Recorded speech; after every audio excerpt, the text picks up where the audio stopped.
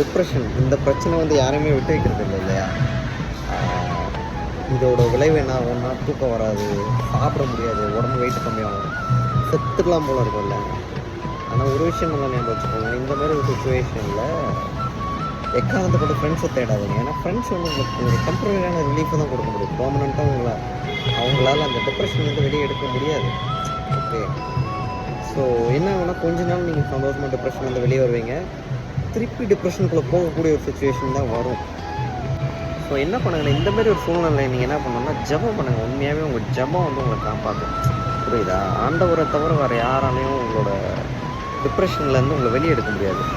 So ஜெபிக்கிறத அதிகமான நேரத்தை செலவு பண்ணுங்கள். உண்மையாக உங்களோட கவலைகள்லாம் மாறும், சந்தோஷமாக வாழ்க்கை மாறும். உண்மையாகவே ஃப்ரெண்ட்ஸை நம்பி போன எத்தனையோ பேர் வந்து இன்றைக்கி ஒன்றும் இல்லாமல் போயிருக்கிறாங்க. ஆனால் ஜெபிச்ச எத்தனையோ பேர் வந்து எங்கேயோ எவ்வளோ எட்டாத ஹைட்டில் இருக்காங்க. God bless you.